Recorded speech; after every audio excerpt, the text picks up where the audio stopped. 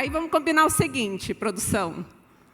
Os slides ficam para o pessoal, tem um conteúdo aí para uma aula de 3 horas, mas como a gente só vai ter 1 hora, a gente vai bater um papo aqui, trazer algumas questões assim mais latentes, a gente vai trocar algumas ideias e vai deixar os slides para o pessoal estudar depois. Combinado? Então, boa tarde, pessoal, mais uma vez. Uma grande satisfação estar aqui. Eu começo também fazendo minha audiodescrição em respeito às pessoas que não podem ver.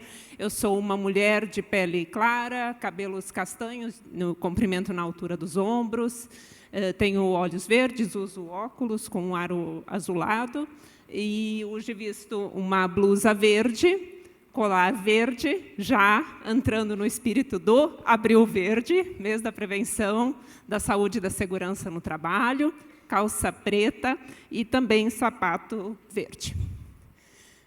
Muito bem, nós temos aqui hoje um desafio.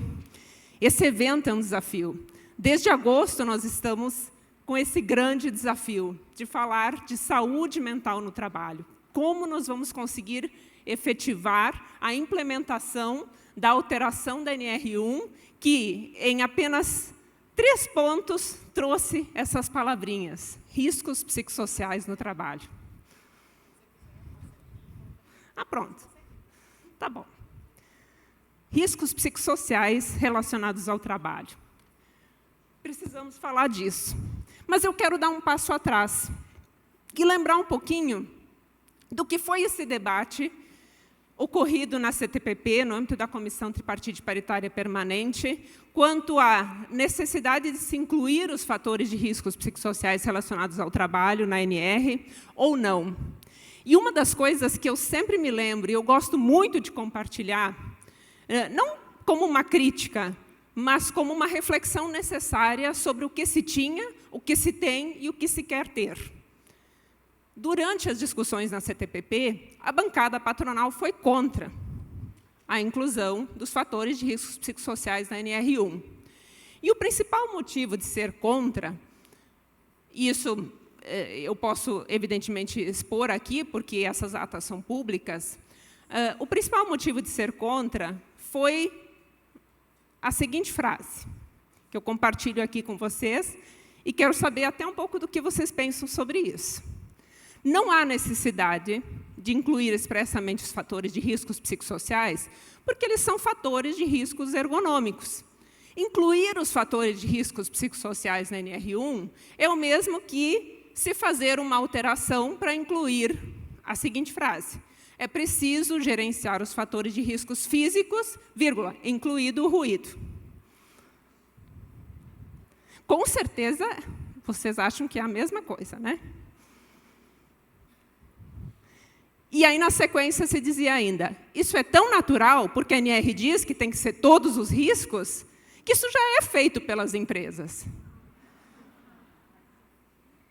Aí eu até fiz uma brincadeira naquela oportunidade, dizendo que eu não tinha visto no MPT nenhuma que fazia ainda. Talvez porque, logicamente, a gente acaba se deparando na atuação ministerial, na própria Auditoria Fiscal do Trabalho. Agora, eu nem estou vendo meus colegas auditores aqui, é que a gente só vê luz, mas porque a gente acaba só se deparando com os problemas. Então, não estou dizendo, não estou afirmando aqui que realmente nenhuma empresa fazia. Eu acho que tem empresas, né, que já tinham ações voltadas para a promoção da saúde mental no ambiente de trabalho, que já tinham atuações voltadas à questão dessa perspectiva de se prevenir fatores de riscos psicossociais, mas no momento em que se tem essa inclusão expressa na NR1, se tem esse reforço argumentativo e, principalmente, a lembrança de dizer todos os trabalhadores têm direito à prevenção no ambiente de trabalho de todos os riscos, incluindo os fatores de riscos psicossociais. Agora estou vendo o Rafa, que eu não tinha conseguido ver. Então, agora nós temos essa previsão expressa.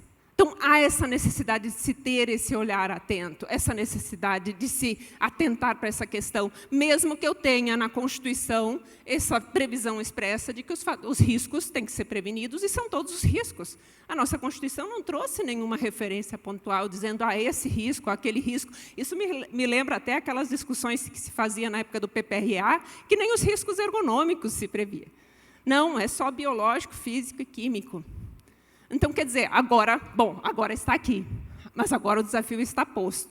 E aí, de fato, o que a gente tem é essa conclusão de que esse argumento, isso já era feito e não precisava ter tido alteração, com certeza não se sustenta, especialmente quando eu vejo uma plateia desse tamanho querendo aprender como se fazer gestão de fatores de risco psicossociais no ambiente de trabalho. É porque a gente precisa realmente aprender mais sobre isso, a gente precisa, enquanto instituições, o Ministério Público do Trabalho está aprendendo também, a Auditoria Fiscal do Trabalho certamente está aprendendo também, enquanto instituições estamos aprendendo o que fazer, né, para que realmente a gente consiga lidar com esse grande desafio.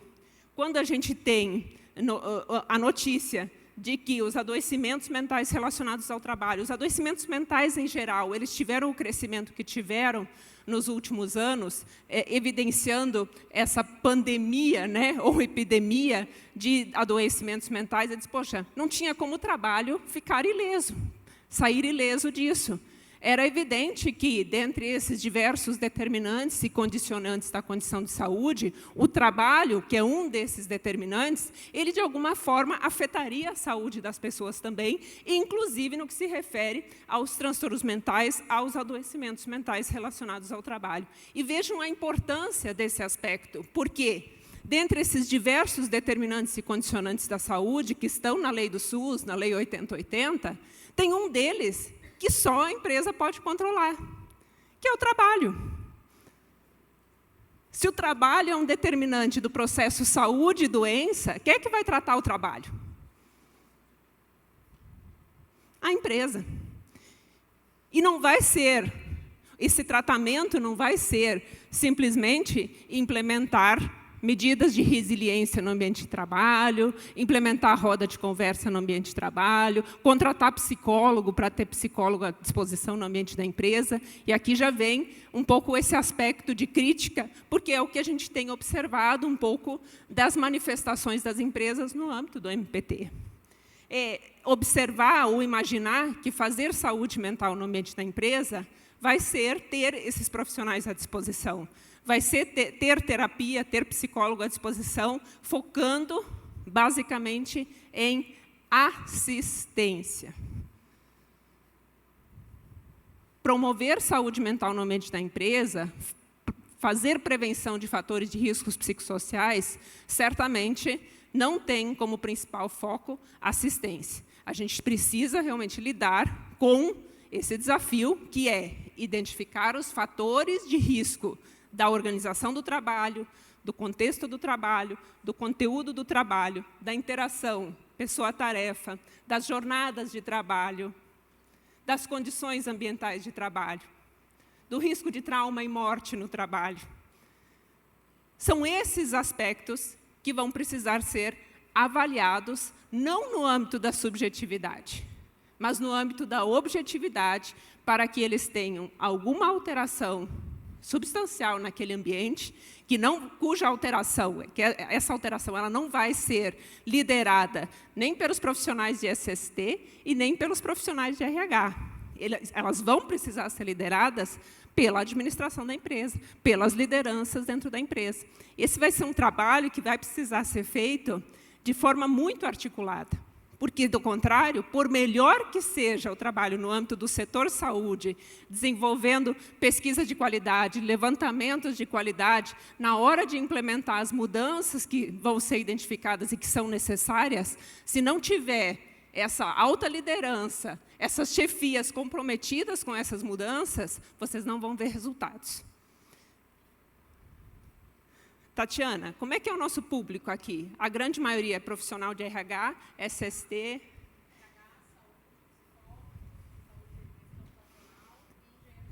E engenheiros. São os profissionais que põem a mão na massa, né? Põem a mão na massa. Mas vocês vão ter que ter essa articulação. Vai ter que funcionar no ambiente da empresa essa articulação com os demais setores para que, de fato, essa implementação aconteça. É diferente de identificar um risco físico na máquina, por exemplo, dizer, pô, essa máquina aqui, se a gente enclausurar, medida de proteção coletiva, faz lá um orçamento, 3 orçamentos, vamos enclausurar a máquina e, beleza, você tem um resultado eficaz no que se refere à questão do ruído. No que se refere aos fatores de riscos psicossociais, você vai ter que ter esse comprometimento da liderança com essas alterações.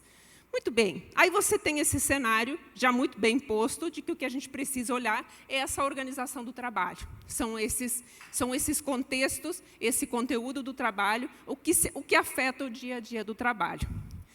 De onde é que a Sirlene tira essa ideia de que eu tenho que olhar a organização do trabalho, olhar a jornada, olhar os assédios, a discriminação? A base que o MPT tem utilizado para definir um patamar mínimo de itens que precisam ser verificados no que se refere a fatores de riscos psicossociais é a lista de doenças relacionadas ao trabalho, publicada pelo Ministério da Saúde no final de 2023. Lá nessa lista, e nesses slides isso está bem detalhado, tem uma série de doenças, possíveis doenças, né, que são identificadas como relacionadas ao trabalho, e são apontados os diversos fatores de riscos que podem fazer surgir essas doenças. Vocês vão identificar nessa lista que existem, por exemplo, agentes químicos que também causam adoecimento mental. Mas o que a gente precisa focar aqui, com mais rigor, são esses fatores ou agentes de risco psicossocial. E lá, nessa lista, nós temos justamente esses 11 grandes fatores de riscos psicossociais que começam pelo principal deles, que é a gestão organizacional. É a gestão da empresa, como ela se organiza. É olhar para dentro de como o negócio funciona. Né? É pensar naquele negócio como algo que realmente produz, dá lucro para a empresa, mas, sobretudo, tem pessoas que vão entrar naquela empresa de manhã, sair à noite e vão sair do mesmo jeito que estão. E não vão, durante o dia, se valer de subterfúgios e estratégias para tentar, de alguma forma, minimizar o sofrimento que elas estão tendo naquele ambiente. Outro dia, me fizeram uma pergunta, e que eu até comentei com o Rodrigo agora no almoço. Por que os jovens trabalhadores, né, estão tendo tanta dificuldade de se inserir no ambiente das empresas? Eles não querem ficar, eles não querem ter compromisso, eles ficam arrumando essas estratégias de fuga. Vocês já devem ter ouvido falar das tais férias silenciosas. Aí vamos dar um passo atrás? Será que a gente não está lidando justamente com trabalhadores que vão dizer, olha, eu não aguento esse sofrimento e não vou ficar lidando com tudo isso aqui. Eu vou dar meu jeito, mas eu vou achar um jeito de fugir. É hora de olhar justamente para dizer por que meu trabalho está tão ruim que meu trabalhador, em vez de trabalhar, sendo que é a fonte de sustento dele, ele vai estar achando uma estratégia de fuga. Ou, daqui a um mês, ele está indo embora, porque diz, não aguento ficar aqui. O fato é que esses jovens trabalhadores, e eu não estou defendendo eles em sua totalidade, porque, né, não é nem essa a questão aqui, mas é que eles podem estar nos mostrando justamente onde as coisas não estão funcionando bem. Então, ao invés de só criticar, dizer, eles não querem ficar, vamos sentar com eles. O que vocês estão vendo aqui na empresa que poderia melhorar? Às vezes é melhor do que fazer uma pesquisa de clima organizacional, que você corre atrás, porque tem que ter a resposta, tem que ter um mínimo de respostas, tem que ter 500 pessoas que respondem, e aí você tem dificuldade, e às vezes a pessoa já responde de mau humor, e às vezes só responde tudo sim ou tudo não, mas nem está interessada no que ela quer responder mesmo. E aí já é uma crítica às pesquisas de clima organizacional. Então, você tem que buscar essas fontes que podem efetivamente te trazer respostas sobre por que a empresa está desse jeito. Por que as pessoas não querem ficar aqui? Por que as pessoas estão preferindo andar de Uber ou receber Bolsa Família, como alguns dizem? Dizem, ninguém fica aqui porque preferem o Bolsa Família a trabalhar aqui na empresa. Mas o trabalho na tua empresa é penoso, é difícil, é o dia inteiro trabalhando, exposto a uma situação de risco, que pode adoecer, que pode acidentar, e você vai pagar só o salário mínimo. Se a pessoa realmente tem a opção de receber um salário mínimo de Bolsa Família, talvez seja vantajoso para ela, talvez seja necessário na empresa ter uma condição melhor que faça essa pessoa preferir trabalhar, ser produtiva, fazer uma entrega, porque, gente, o trabalho é a segunda identidade das pessoas. Isso é da essência das pessoas. Se as pessoas estão preferindo não trabalhar ou usar desses subterfúgios, é porque algo está muito ruim com o trabalho. E é essa crítica que a gente precisa fazer. E começar a analisar esses fatores da organização de trabalho justamente nesse contexto. O que a gente pode fazer mudando essa organização de trabalho para que isso não continue acontecendo? E, a partir dessa identificação, definir um plano de ação. O passo a passo, amanhã, a Ana e o Rodrigo vão apresentar aqui para vocês. Mas o fato é que esse plano de ação ele tem que estar conectado com esse levantamento de riscos, com essa avaliação desses riscos. Gente, no MPT, está sim de empresa que assinou, em algum momento no passado, termo de ajuste de conduta referente ao combate ao assédio moral, e que, se eu pedir o PGR dessas empresas hoje, não vai estar lá o assédio moral. Nem identificado como fator de risco, nem avaliado quanto ao que esse risco representa no atual momento, e nem dentro de um plano de ação quanto às medidas preventivas que precisam ser adotadas. Então, esse é o aspecto. É reconhecer e, a partir desse reconhecimento, efetivamente trazer isso para dentro do trabalho. Quando a gente fala em gestão organizacional, o que afinal, a gente está falando? É de tudo. É desde a forma de contratação até a forma de remuneração. Se a empresa hoje faz uma opção de contratações precarizadas das mais diversas formas, intermitente, autônomo, MEI, PJizado, o nome que se queira dar, você está, evidentemente, a partir daí, criando, sustentando dentro da empresa, um fator de risco psicossocial, porque são pessoas que, no seu dia de trabalho, elas vão até trabalhar, mas elas não sabem se amanhã elas vão trabalhar também e se, no final do mês, elas vão ter uma renda que sustente a si e a sua família. Então, um trabalho precarizado, de qualquer uma dessas formas, que a gente não tem certeza se no final do mês vai ter renda para garantir o seu sustento da sua família, você tem, sim, um fator de risco psicossocial.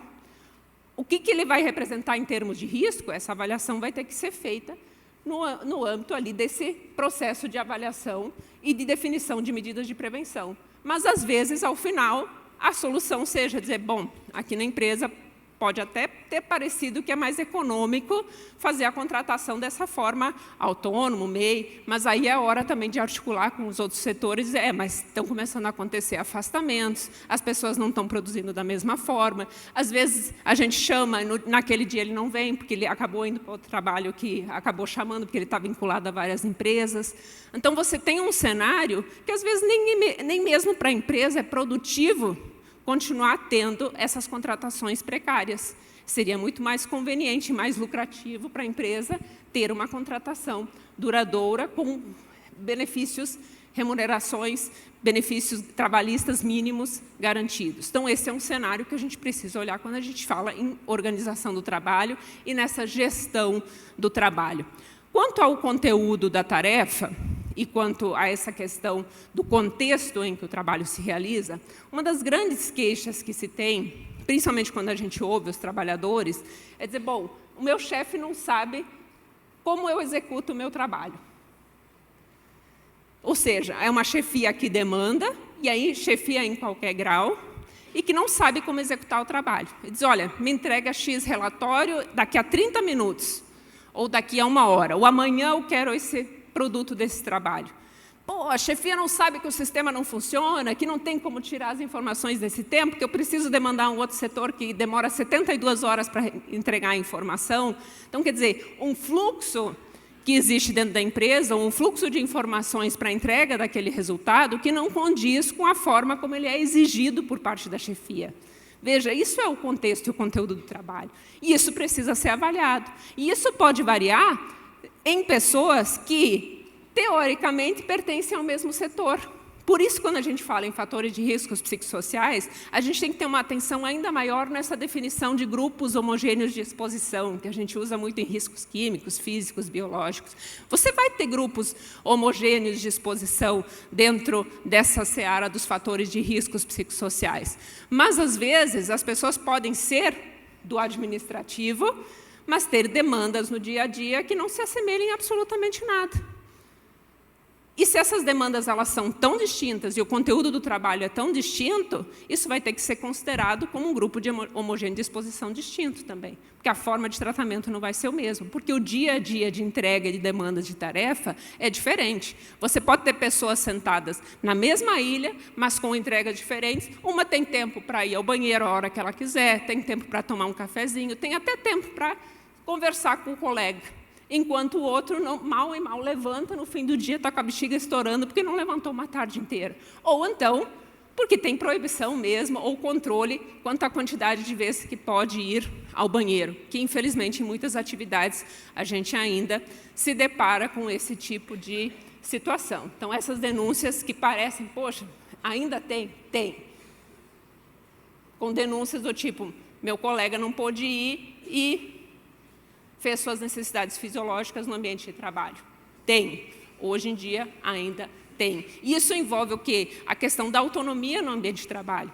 A forma como esse trabalho é exigido, o conteúdo, o contexto, e isso tudo tem que ser avaliado. Então, quer dizer que o MPT está dizendo que eu tenho que investigar a situação de cada pessoa individualmente, definir as medidas de prevenção só para essa pessoa? Não, porque eu estaria me contradizendo com o que eu disse no início. A gente precisa observar esse contexto na coletividade das pessoas que estão expostas naquela situação. Por isso que, nesse levantamento de fatores de riscos psicossociais, a ideia também não é começar a identificar aquelas situações que são notoriamente sintomas ou mesmo transtornos mentais que a pessoa está já afetada de alguma forma, ou mesmo situações de vulnerabilidades pessoais. É comum a gente ver em defesas empresariais, em situações de adoecimento mental relacionado ao trabalho, questões que afetam efetivamente essa pessoa, como, por exemplo, uma situação de luto. Ah, não, mas ele perdeu a irmã, ele perdeu a filha, ele perdeu a mãe. Não é isso que se quer avaliar quando se está avaliando e falando de saúde mental relacionada ao trabalho. Então, a ideia não é buscar esses aspectos individuais para justificar a não atuação sobre determinados fatores de riscos psicossociais. Ah, a pessoa é muito estressada. O outro ali faz o mesmo serviço e ele fica quietinho na dele. Claro, porque ele foi educado na cultura do silenciamento, e que a gente costuma chamar de quê? De resiliência. Tanto que tem curso, né? Vamos fazer uma oficina de como nos tornarmos mais resilientes. Gente, eu falo isso rindo, porque durante a pandemia eu participei de uma live para falar de resiliência, que a gente tinha que ser resiliente diante daquela situação. Depois disso, a gente começa a ouvir falar tanto dessa palavra, pô, isso significa o quê exatamente? É dizer, sofre calado. Fica quietinho aí na tua se você quer manter o teu emprego e aguenta esse chefe abusador. Isso é resiliência? Então, a gente não quer isso. Então, a gente tem que ter cuidado nesse trato de não individualizar e de não considerar essas condições, que são sintomas, que são situações pessoais, que já são transtornos pessoais, que são vulnerabilidades pessoais, porque esse não é o propósito nesse levantamento de fatores de riscos psicossociais. Por isso que esse levantamento, ele também não pode ser o que a gente costuma chamar de retrato. Por isso que eu faço a crítica da pesquisa de clima organizacional. Porque ela é um retrato. Assim como quem vai da ergonomia, e certamente tem vários ergonomistas aqui, vocês já se acostumaram com essa noção de que não adianta eu simplesmente passar num setor e dizer... Como é que é o nome da colega mesmo aqui? A Gisleia. Olha, ela senta direitinho, posturada, os pezinhos certinho, a coluna certinha, só que no dia inteiro ela fica deitada, mas na hora que o ergonomista passa ali, ela está sentada direitinho. Imagina com relação aos fatores de riscos psicossociais. Se uma pessoa que nunca falou contigo, ou então um aplicativo que te joga, responde essa pesquisa aqui, quero responder isso aqui rapidinho, eu respondo de qualquer jeito. Saúde mental e fatores de riscos psicossociais é algo que tem que ser continuado, gente. Por isso que a gente fala tanto do canal de comunicação. E veja, aqui não é o canal de denúncia, aquele que a gente quer exigir tanto para a questão de assédio e discriminação, para essas situações no ambiente da empresa. Ele tem que existir e tem que funcionar. Mas, se a gente pensar nesse contexto todo da saúde mental, a gente tem que pensar num canal de comunicação que seja aberto, que seja contínuo, que seja seguro, que seja acessível, que a pessoa possa reportar a qualquer momento do dia algo que não está bem para ela. Às vezes, ela não vai reportar no primeiro dia, ela não vai reportar na entrevista, mas, em determinado dia, se ela quiser reportar, ela sabe onde vai reportar e ela não precisa ter receio que vai ser demitida amanhã por isso. Por isso, canal aberto, contínuo, seguro e que efetivamente seja considerado por parte da empresa. A pesquisa de clima organizacional, em geral, eu tenho visto ela dentro daqueles personagens do lobo e da ovelha. Porque a pesquisa de clima, ela muito se apresenta, aquela ovelhinha linda e maravilhosa, e aí você vai olhar os afastamentos por transtornos mentais relacionados ao trabalho, tem de monte na empresa. Por quê? Porque a pesquisa não está refletindo efetivamente esse cenário. Ah, então, olha, ela falou em afastamento pelo INSS. Acho que é uma boa dica pensar nos afastamentos pelo INSS. Sim, afastamentos são importantes, mas não apenas aqueles do INSS. Eles têm que estar na lista, com certeza, de levantamentos. Mas todos os afastamentos precisam ser considerados e investigados. E por que eu reforço isso? Porque, notoriamente, o que a gente tem percebido em termos de afastamento, e isso se reflete na praticamente total subnotificação de adoecimentos mentais relacionados ao trabalho, é que as empresas mal fazem a notificação e se preocupam com aqueles afastamentos que chegam no INSS, e o INSS aplica o nexo técnico epidemiológico previdenciário por CDF. Imagina naquelas situações em que é só um atestado de 1 dia, de 2 dias, de 3 dias, e aí a empresa não está nem aí. Ah, mas a gente nem sabia qual era a CID, porque não pode exigir CID para abonar a falta. Não pode mesmo para abonar a falta. Mas o setor médico tem o direito de saber, e ele precisa saber para poder fazer saúde ocupacional. Ele precisa apurar todos os afastamentos da empresa, justamente porque é a partir da análise de todos esses afastamentos que ele vai poder identificar aquelas situações que têm potencial relação com o trabalho. E veja, por isso que quando a gente fala em CAT, ele fala em caso de suspeita e de confirmação. Se tiver suspeita, já notifica. Por quê? Não é para gerar papel, é para gerar análise epidemiológica. A própria CAT ela tem essa finalidade, isso está no decreto 3.048 da Previdência, finalidade estatística e epidemiológica. A ideia não é só gerar número, não é só gerar notificação, é a partir da notificação você fazer a roda girar em termos de prevenção, verificar se o que está sendo proposto é suficiente ou não, revisar essas medidas de prevenção. Isso é o princípio da melhoria contínua que hoje está dentro da NR1 e que vai ser ainda mais importante no que se refere a esses fatores de riscos psicossociais que estamos, sim, aprendendo todos juntos. Ninguém está dizendo que não é desafiador. Mas se a gente continuar com os olhos fechados, como a gente vinha com os olhos fechados, com relação a praticamente todos os adoecimentos relacionados ao trabalho, a gente não vai conseguir enfrentar e fazer uma entrega efetiva nesse desafio. E por que eu falo de todos os adoecimentos aqui e da preocupação especial com os adoecimentos mentais relacionados ao trabalho? Porque jornada de trabalho é o fator de risco que tem sido apontado pela ONU e pela OMS como o fator que mais adoece no ambiente de trabalho. Não apenas que mais adoece, mas que mais causa mortes decorrentes do trabalho. O estudo publicado em 2022 pela OIT e pela OMS apontou justamente isso, que 81% das mortes relacionadas ao trabalho decorrem de doenças relacionadas ao trabalho, e não de acidentes, situações traumáticas no ambiente de trabalho. Mas no Brasil, se a gente levantar essa estatística, a gente tem mal e mal 2% das CATs retratando situações de mortes decorrentes de doenças relacionadas ao trabalho. Ou seja, é uma subnotificação gigantesca. E se a gente entrar na questão da saúde mental e fizer esse levantamento em alguns setores específicos, a gente tem subnotificações que chegam a 100%. Mesmo nos casos em que o INSS reconheceu e aplicou o NETEP, a empresa não fez a notificação e, por consequência, infelizmente, esse é o cenário que o Ministério Público do Trabalho vê. Se não notificou, se omitiu na notificação, é porque não quer trazer aquele problema para a empresa, não quer reconhecer. Não, se eu reconhecer, já é um indício de que o problema é aqui dentro, então não vou nem reconhecer. Mas vai fazer como? Algo com relação àquele problema que foi identificado.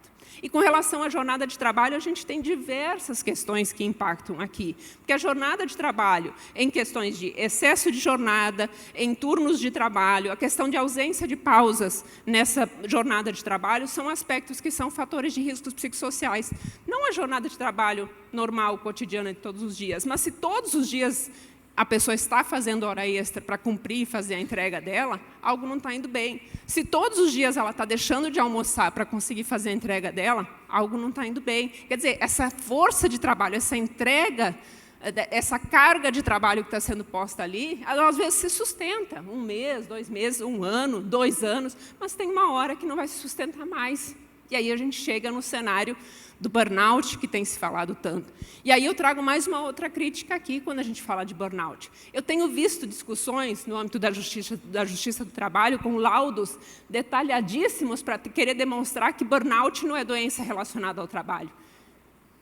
Alguém aqui tem alguma questão, efetivamente, para colocar, para dizer que essa condição de saúde, ela não é relacionada ao trabalho, não importa o nome que se queira dar?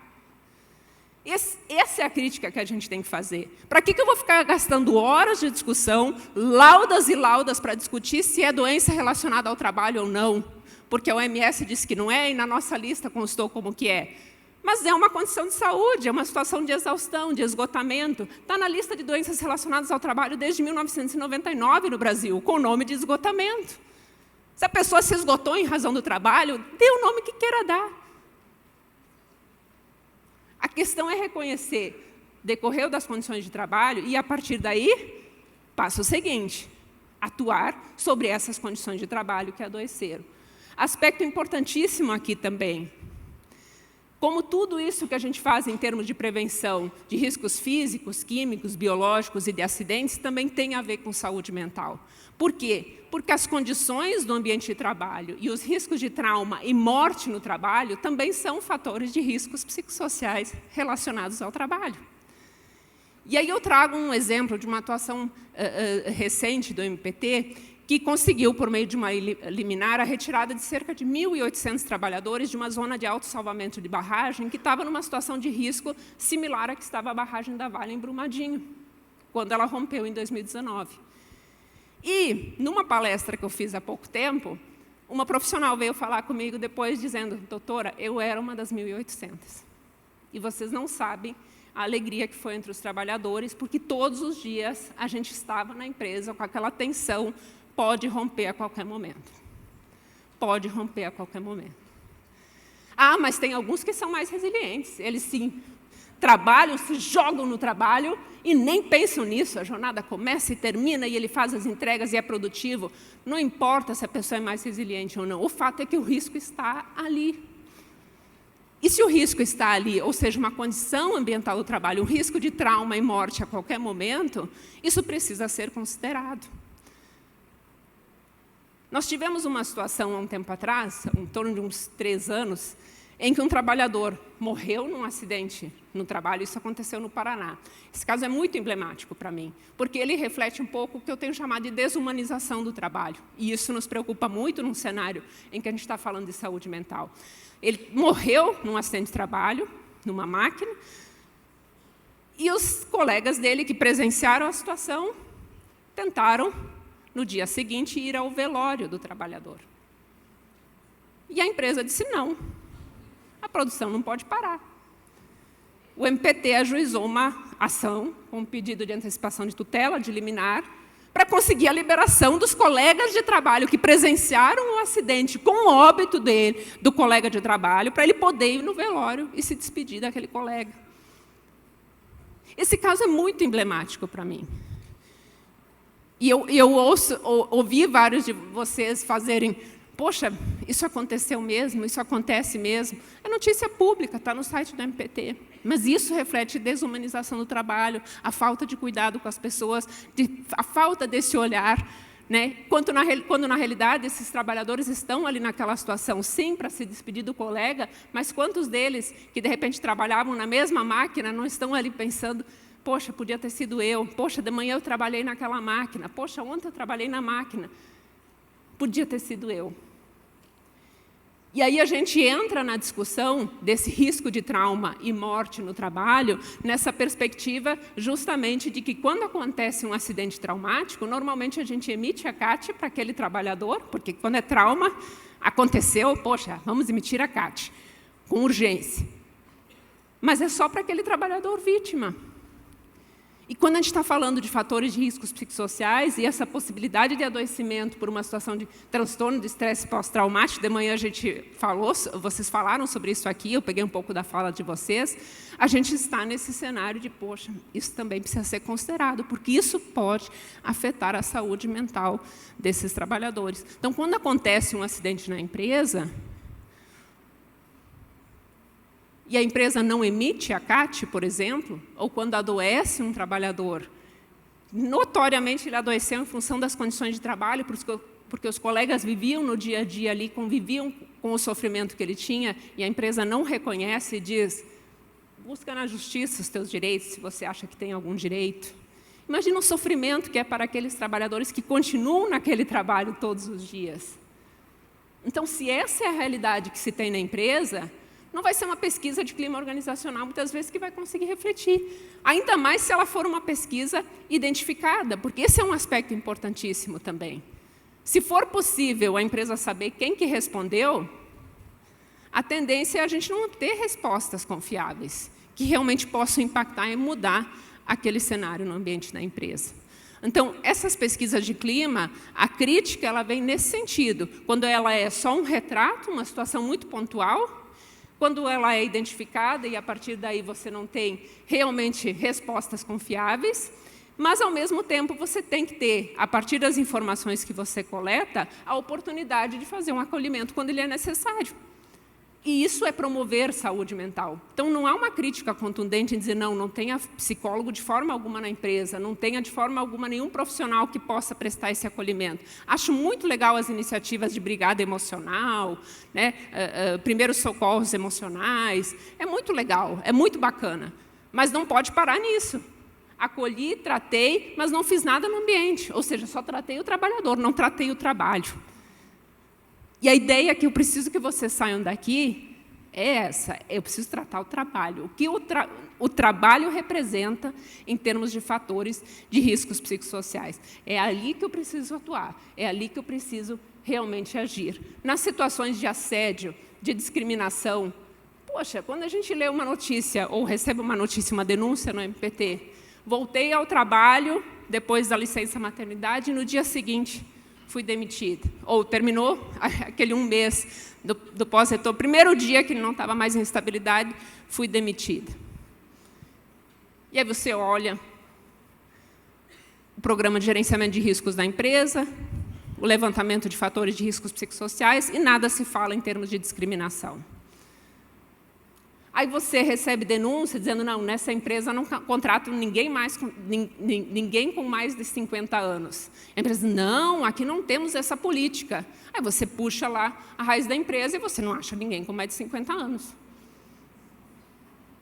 Não é essa a política, né? Mas, poxa, alguém deve ter espalhado por aí que a empresa não contrata, porque o RH não está contratando. E hoje são informações fáceis de se obter. A própria questão, nessa ideia de levantamento de fatores de riscos psicossociais, da rotatividade, gente. Essa questão de onde eu vou levantar os fatores de riscos psicossociais, não é só uma pesquisa de clima organizacional, você precisa ter esses vários fatores combinados. Analisar a rotatividade. Por que tem tanta gente saindo da empresa? Né? Antes eu falei dos jovens, mas por que tem tanta gente saindo? Qualquer benefício a mais estão indo para outra empresa. Por que estão deixando a nossa empresa para trás? Esse é o questionamento que tem que ser feito, e por isso rotatividade é um bom exemplo também dentro desses fatores que precisam ser combinados. Não nos limitarmos a uma pesquisa de clima organizacional.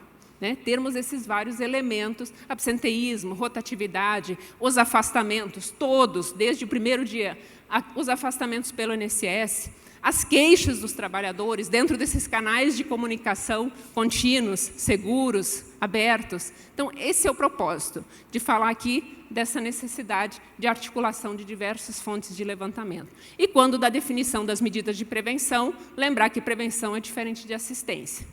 Então, não é dizer, olha, vamos contratar um psicólogo e está tudo resolvido.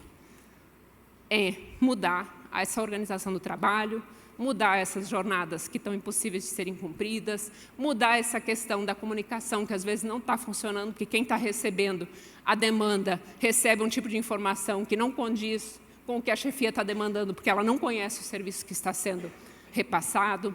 Então, é organização, é conteúdo, é contexto, é interação pessoa-tarefa, assédios, discriminação, jornada, risco de trauma, condições ambientais do trabalho. Gente, um ambiente de trabalho. Imagina trabalhar um turno inteiro com o sol batendo no monitor do teu computador. Ah, mas isso é um risco físico, tem que botar uma persiana. Poxa, ninguém botou. Mas é um risco psicossocial também, porque, fatalmente, o trabalhador ele pode, em algum momento, estar começando a sentir dor de cabeça em função disso, tendo que fazer um esforço muito maior para conseguir exercer a sua atividade, que, às vezes, pode ser uma atividade simples, corriqueira, mas ele chega exausto no final do dia. Por quê? Porque as condições do ambiente de trabalho não foram adequadas. Então, veja, um enorme desafio. Ninguém está dizendo que vai ser fácil, um enorme desafio, mas ele precisa ser enfrentado. Não vai ser enfrentado apenas com medidas assistenciais. Não vai ser enfrentado continuar negando o que é o adoecimento mental relacionado ao trabalho. Por isso que eu dei o exemplo do burnout aqui, porque certamente vocês já ouviram esses debates, se é doença ocupacional ou não. A gente fica gastando tempo com isso e não define o que é a medida de prevenção. Por isso que há uma crítica contundente também, apesar de ainda não estar regulamentado, ao que veio a se propor a lei do certificado de empresa promotora de saúde mental. Porque se a gente lê todos os critérios que estão na lei, hoje pode ter uma empresa com muito adoecimento mental, muitos afastamentos relacionados ao trabalho em decorrência de questões e transtornos mentais, e ela pode ter o certificado ostentado na parede. Por quê? Porque tem muito mais critérios e requisitos assistenciais lá, envolvendo ticket terapia, dia do pet e outras coisas mais, e alimentação saudável, e estímulo à corrida e ao exercício físico. Tudo isso é bom. Mas tudo isso é bom se a empresa estiver realmente fazendo prevenção de fatores de riscos psicossociais, cuidando do ambiente de trabalho dela, da organização do trabalho dela, do contexto do trabalho dela. Por isso que a gente fala em prevenção e promoção. Tem que andar junto. E a ideia é essa mesmo. A gente quer também ter essa saúde como esse completo estado de bem-estar físico e social. Para termos a saúde como esse completo estado de bem-estar físico e mental, é claro que o ambiente de trabalho tem que contribuir com isso. Isso se faz prevenindo fatores de riscos e promovendo saúde. Se tiver tudo legal na empresa, tudo funcionando bem, não tem queixa com relação à jornada, não tem queixa com relação ao chefe abusador, não tem queixa com relação a situações de assédio, com relação a metas que são inatingíveis, com relação a um ambiente que não te permite nenhuma autonomia, nem mesmo para ir no banheiro na hora que você tem suas necessidades, aí você promove saúde mental, você entrega esse algo a mais, você entrega benefícios adicionais, que são muito bons. Todo mundo gosta de se sentir bem, mas não vai adiantar todo dia estar indo para a terapia e voltar para o mesmo ambiente abusador. Não tem terapia que dê conta. O plano de saúde vai estar começando a mostrar isso. Afastamento, aliás, e tratamentos e custo do plano de saúde é uma boa medida também, porque às vezes no ambiente de trabalho está tudo bem, está todo bem, mas o custo do plano de saúde está altíssimo para a empresa. Por quê? As pessoas estão buscando tratamento a todo custo e tentando resolver fora da empresa um problema que está dentro da empresa. Então, são esses aspectos que eu queria trazer aqui. Não falei aqui nos slides, mas reforço que eles têm muito conteúdo para vocês refletirem, pensarem. No último slide tem meu contato, para vocês também fazerem contato, trocar mais alguma ideia. Porque a ideia é essa. Estamos no momento assim, nessa finaleira, né? Nos acréscimos já praticamente, para isso começar a funcionar. Ah, mas 26 de maio mudou tudo? Não, 26 de maio não vai ter mudado tudo ainda. Mas o importante é que a gente está nesse caminho e com algumas questões, assim, premissas básicas realmente bem estabelecidas. É compreender aqui, e isso vocês vão ver num dos slides, que o que o UOL publicou no seu portal, no início de fevereiro, dizendo que conversa bonita agora é exigência das normas de SST, essa terminologia mesmo. Conversa bonita agora é obrigação. Está aí nos slides, depois vocês vão achar. Ninguém viu esse post, gente, num grupo tão grande. Gente, no mesmo dia eu me liguei para a minha secretaria de comunicação e disse, inadmissível, porque assim, é um assunto sério. Isso é desrespeitar profissionais, os auditores, cada um de vocês profissionais de SST, que estão diuturnamente estudando, buscando alternativas de lidar com isso. Aí me coloca num post dizendo que conversa bonita agora é obrigação? Como se resumisse a isso? Então, gente, compromisso aqui. Estamos todos de mãos dadas com esse grande objetivo. olhar para a organização do trabalho, olhar para esse coletivo, definir medidas de prevenção, observando esse coletivo. Nada de foco no individual, nada dizer que um é mais estressado que o outro, por isso um aguenta e o outro não aguenta, nada de cultura de silenciamento, dizendo, pô, mas você vai falar mesmo? Você sabe que sempre estoura para o lado mais fraco. Isso é a cultura do silenciamento. E isso não é combater o que realmente a gente precisa combater. Então, certamente, um ou mais desses aspectos que eu comentei aqui com vocês nesse pouco tempo aqui de fala, ele certamente se transformou em alguma cena real que vocês já presenciaram nos ambientes de trabalho de vocês. Então, é sobre esses cenários que é necessário que a gente trabalhe. É sobre esses cenários que a gente precisa trocar informações, tirando o foco do individual, tirando o foco de culpabilizar o trabalhador porque ele adoeceu, porque ele não foi resiliente, porque ele não resistiu a um ambiente extremamente abusador. Então, juntos, a gente vai atuar nisso e eu tenho certeza que as entregas elas vão começar a se refletir, não no ano que vem, mas talvez daqui a alguns anos a gente consiga reverter aquela curva que o G1 publicou no site deles, né?